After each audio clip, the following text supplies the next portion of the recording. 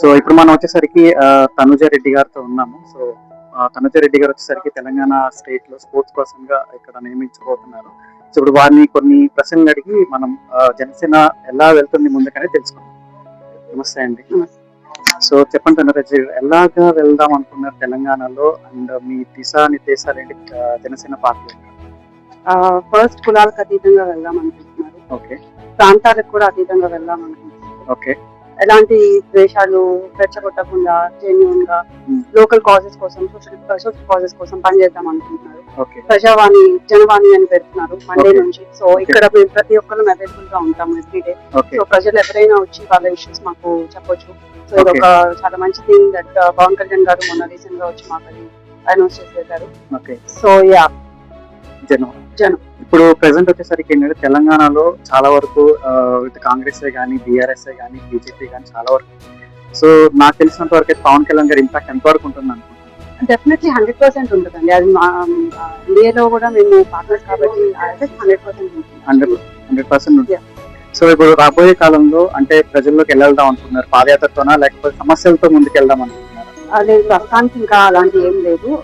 ప్రస్తుతానికి అయితే జనవాణితో మేము ఒక కార్యక్రమం స్టార్ట్ చేద్దాం అనుకుంటున్నాము. మండే నుంచి everyday morning to evening available గా ఉంటాము. సో నెక్స్ట్ ఎలా అనేది పవన్ కళ్యాణ్ గారు చెప్తారు.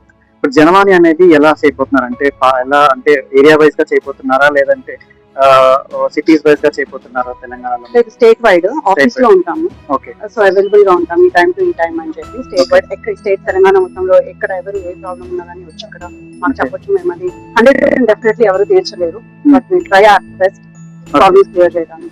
ఓకే. ముఖ్యంగా ఎటువంటి సమస్యల మీద మీరు ఫోకస్ చేస్తున్నారు ఈ తెలంగాణలో జనసేన పార్టీ వచ్చేసరికి? లేదు, ఒకటి అని ఉద్యోగం ప్రాబ్లం ఉంది, ఇక్కడ పెన్షన్స్ ప్రాబ్లం ఉంది. నిన్న రాక మొన్న మళ్ళీ ఒక 1000 మెంబర్స్ పెన్షన్స్ క్యాన్సిల్ చేశారు రేవంత్ రెడ్డి గారు. అది ఒక ప్రాబ్లం ఉంది. ఆర్టీసీ పెన్షన్స్ అయినాయి. అండ్ రీసెంట్ గా రైతులకి చాలా పెద్ద ప్రాబ్లం అవుతుంది. యూరియా యాప్ ఒక పెద్ద ఫెయిల్యూర్. ఎవరైనా యూరియా యాప్ ఏదైనా క్రియేట్ చేయాలి అని అంటే ఒక పైలట్ ప్రాజెక్ట్ లాగా తీసుకొని ఒక ప్లేస్ లో చేయాలి. ఇలా స్టేట్ మొత్తానికి ఒకేసారి ఇచ్చేసి రైతులు ఇబ్బంది పెట్టి వాళ్ళని క్యూలో ఉంచి వాళ్ళకి అది అర్థం కాక వాళ్ళు ఇబ్బంది పడుతూ, ఇన్ఫాక్ట్ నేను నిన్న చూశాను రైతులు చాలా ఇబ్బంది పడి ఆఫీసులు కూడా మూసేస్తున్నారు. దాని బదులు వచ్చి రేవంత్ రెడ్డి గారి ఇంటి దగ్గరే ధర్నా చేస్తే బాగుండేదేమో. రైతులు అట్లీస్ట్ నీకు తెలిసిండేది, వాళ్ళ కష్టం ఏంటో తెలిసేది. రైతులు ఇబ్బంది పెట్టిన వాళ్ళు ఎవరు కూడా గెలిచినట్టు చరిత్రలో మనం చూడలేదు.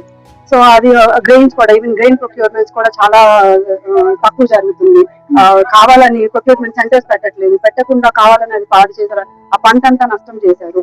అండ్ మోడీ గవర్నమెంట్ ఏదో అన్యాయం చేస్తుంది అంటున్నారు, బట్ అసలు ప్రకారం చూసుకుంటే తెలంగాణ స్టేట్ 4th పొజిషన్ లో ఉంది దేశం మొత్తంలో. అంతా బాగా మనకి ఇంపార్టెన్స్ ఇస్తున్నది మోడీ గవర్నమెంట్, బట్ అదంతా తప్పు అబద్ధాలు చెప్తూ ఇక్కడ ప్రజల్ని చాలా తప్పుతో పడుతున్నారు రేవంత్ రెడ్డి గారు.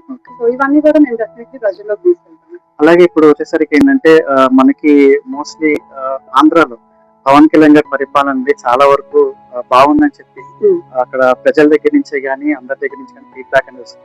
అలాంటి పరిపాలన ఇక్కడ తెలంగాణలో కూడా భవిష్యత్తులో కొనసాగుతుంది అనుకోవచ్చు ఒకవేళ అధికారంలోకి వస్తుంది. 100% ఇంకా ఎక్కువ కూడా బెటర్ గా చేస్తాం. ఇప్పుడు ముఖ్యంగా చాలా వరకు ఆంధ్ర తెలంగాణ అనే భేదాలు అనేది బాగా ఎక్కువ వస్తుంది. సో ఇక్కడ పవన్ కళ్యాణ్ గారు ఆల్రెడీ ప్రజలకి ఏమనంటే ఇక్కడ ముఖ్యమంత్రి కానీ అలాగే నాయకులే కానీ తెలంగాణ వాళ్ళే ఉంటారని చెప్పారు. అది 100% అనేది ఉంటుందంటారు? 100% అండి. అంటే కేసీఆర్ గారు ఉన్నారు, గెలిచిన తర్వాత ఎస్సీ ఎస్టీ వాళ్ళకి ముఖ్యమంత్రి పదవి ఇస్తానన్నారు, కానీ ఎప్పుడు ఇవ్వలేదు. 10 సంవత్సరాలు ఒక సంవత్సరం కూడా ఇవ్వలేకపోయారు. రేవంత్ రెడ్డి గారు ఎలా ఫెయిల్ అయ్యారో మనం చూసాము, అన్ని సగం పనులతో. అండ్ ఈ విద్వేషాలు ఏదైతే చేస్తున్నారో అది కేవలం వాళ్ళ ఉనికి కోసం, కొంతమంది వాళ్ళ స్వార్థం కోసం తగులు పెడుతున్నారు. కానీ గవర్నమెంట్ అసలు డెఫినెట్లీ తెలంగాణ వాళ్ళనే ముఖ్యమంత్రి చేస్తారు కళ్యాణ్ గారు, బట్ వీళ్ళు చేసింది ఏంటి అని అంటే తెలంగాణ ప్రజలకు అన్యాయం చేశారు.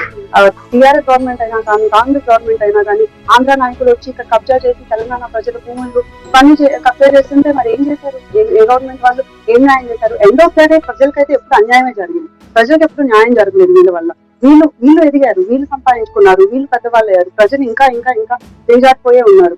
వాళ్ళ భూములన్నీ కాజేస్తూ వాళ్ళకి ఏమి ఇవ్వకుండా చాలా ఇబ్బంది పెడుతున్నారు. సో ఇవన్నీ కూడా డెఫినెట్లీ మేము చాలా స్ట్రాంగ్ గా తీసుకెళ్లాలనుకుంటున్నాం. తప్పకుండా ఇప్పుడు మీరు చెప్పినవన్నీ కూడా రాబోయే భవిష్యత్తులో కూడా అన్ని విధాలుగా మీరు ప్రజలకు అందించాలని చెప్పి మాక్9 ఛానల్ నుంచి కూడా మీకు థ్యాంక్ యూ.